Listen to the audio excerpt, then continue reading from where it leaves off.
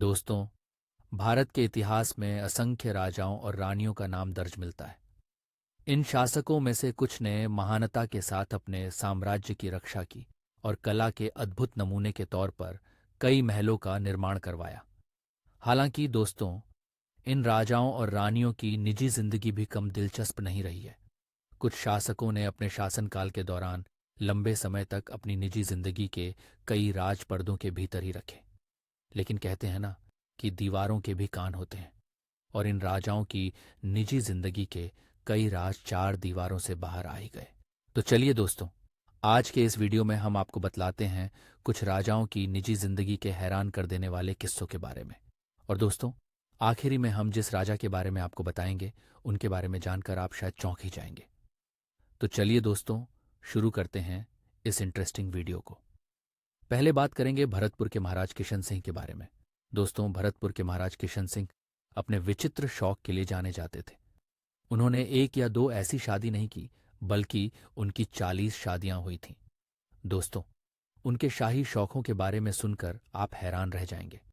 दीवान जरामणि दास ने अपनी किताब महाराजा में किशन सिंह की जिंदगी के ऐसे कई वाक्यों का जिक्र किया है। किशन सिंह को तैराकी का बहुत शौक था। अपने शौक को पूरा करने के लिए वह किसी भी हद तक जा सकते थे। महाराजा किशन सिंह ने गुलाबी संगमरमर वाली एक झील बनवाई और उसमें उतरने के लिए चंदन की वाली बनवाई। दोस्तों, चंदन की बीस इस तरह रखी हुई थी कि दो राजा एक पर आराम से हो सकें। और दोस्तों, उनके स्वागत में उनकी पत्नियां निस्त्र होकर पर रहती थीं। सभी रानियां अपने हाथों में एक मोमबत्ती लिए रहती थीं। इसके अलावा प्रकाश के सभी स्रोतों को बंद कर दिया जाता था।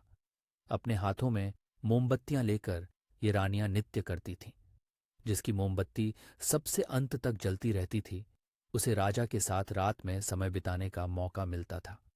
फिरोज शाह तुगलक के राज। दोस्तों, फिरोज शाह तुगलक ने पैलेस कॉम्प्लेक्स का हिसार में निर्माण करवाया। फिरोज शाह तुगलक ने अपनी प्रेमिका गुजरी के लिए इसका निर्माण करवाया था। इसलिए इस शाही महल को गुजरी महल भी कहा जाता है। चलिए, आपको छोटी सी झलक दे देते हैं फिरोज शाह तुगलक और गुजरी के प्रेम प्रसंग के बारे में। दोस्तों, बात उस समय की है जब तुगलक राजा नहीं बने थे, बल्कि वह राजकुमार ही थे। फिरोज शाह तुगलक को शिकार का बहुत ज्यादा शौक था। जंगलों के भीतर एक ऐसी जगह थी जहां अपने परिजनों द्वारा पर्याप्त लोग रहते थे। गुजरी नाम की एक महिला वहां रोज दूध बेचने जाया करती थी और दूध बेचकर अपनी आजीविका चलाती थी। इसी जगह पर गुजरी से मिले थे। शाह तुगलक गुजरी से मिलने के लिए दीवाने हो गए थे। जल्द ही गुजरी उनकी प्रियतमा बन गई। जब फिरोज शाह तुगलक ने गुजरी को दिल्ली दरबार में एक सम्मानजनक पद देने का प्रस्ताव दिया तो गुजरी ने इनकार कर दिया। इसलिए फिरोज शाह तुगलक ने उससे मिलने के लिए हिसार शहर में किले का निर्माण करवाया और अपने लिए गुजरी महल बनवाने का आदेश दिया। अगली कहानी है दोस्तों, पटियाला के महाराज भूपिंदर सिंह की। दोस्तों, पटियाला के महाराज भूपिंदर के 88 बच्चे थे और उनकी हरम में बहुत सी औरतें थीं। उनके बारे में कहा जाता है कि साल में एक बार वह हरम में निवस्त्र होकर परेड करते थे, ताकि वह अपनी सभी पत्नियों को यह सुनिश्चित कर सकें कि वह जीवित है और पूरी तरह से स्वस्थ है। बादशाह शाहजहां। दोस्तों, लोग ताजमहल को प्यार के प्रतीक के तौर पर ही याद करते हैं। हालांकि ताजमहल लगातार बच्चों को जन्म देने की वजह से मुमताज की हुई मौत की गवाह है। दोस्तों, मुमताज की मौत शाहजहां के 14वें बच्चे का जन्म देने के बाद हो गई थी। मुमताज की मृत्यु 39 साल की उम्र में हो गई थी। चूंकि वह शाहजहां के दिल के बहुत करीब थी और बादशाह शाहजहां उसकी खूबसूरती का कायल था, इसलिए शाहजहां ने के अलावा किसी और पत्नी से बच्चे पैदा नहीं किए। लगातार बच्चों को जन्म देने की वजह से उन्हें कई गंभीर समस्याएं हो गईं और उनकी मौत हो गई। उनकी मौत के बाद शाहजहां ने अपनी कजिन से शादी कर ली। उनकी मौत के बाद उसने करीब 8 शादियां और की थीं। महाराणा कुंभा। दोस्तों, राजस्थान में 1443 ईस्वी में महाराजा राणा कुंभा किले की दीवारें बनवाने के प्रयास में असफल रहे थे। महाराणा कुंभा को एक आध्यात्मिक नेता ने बलि देने की सलाह दी। बलि के बाद जहां मानव सिर गिरता वहां पर दीवार बनाने और जहां पर शरीर गिरता उसके आसपास किले का निर्माण करवाने की सलाह दी।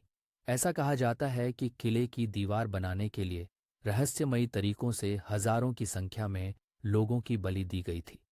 हैदराबाद के दोस्तों के बाद अपनी धन दौलत और ठाट बाट गंवाने की उनकी चिंता पूरे देश में जाहिर हो गई थी। उन्होंने इस दर्ज ऐसी ट्रकों में अपनी धन और दौलत को छिपा दी जो उसके बाद दीमक का भोजन बन गई। जयपुर की महारानी गायत्री देवी।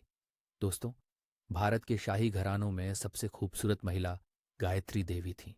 उनकी जिंदगी में कई ट्रेजेडी हुई। उनके पहले पति की मौत पोलो खेलते हुए हो गई थी और फिर 1997 ईवी में उनके बेटे की भी मृत्यु हो गई। नवाब दोस्तों, ऐसा कहा जाता है कि वह 800 कुत्तों के मालिक थे। उन्होंने अपने हर एक कुत्ते की देखभाल के लिए एक कर्मचारी नियुक्त किया था। उन्होंने अपने 2 पसंदीदा कुत्तों की शादी में लाखों रुपए खर्च किए थे। रानी आलाम लंबा का। दोस्तों, वाडियर राजवंश ने मैसूर के राजा की हत्या कर मैसूर के साम्राज्य पर अपना अधिकार कर लिया। ऐसा कहा जाता है कि मैसूर की रानी ने भागने की कोशिश की, लेकिन वह गई। रानी ने वाडियार राजवंश को उत्तराधिकारी विहीन भविष्य का श्राप दिया और आत्महत्या कर ली। बाद में श्राप का शिकार राजवंश ने रानी की मूर्ति बनवाई और उनकी पूजा करना शुरू कर दी। महल में सालों साल यह परंपरा जारी रही। राजकुमार मानवेंद्र सिंह गोहिल। दोस्तों, वह शाही परिवार के इकलौते ऐसे शख्स थे जिन्होंने सार्वजनिक तौर पर अपने गे होने की बात स्वीकार की थी। बाद में उन्हें उनके परिवार ने त्याग दिया। उनके परिजनों ने उन पर परिवार की बदनामी करने का भी आरोप लगाया। महाराजा राजेंद्र सिंह।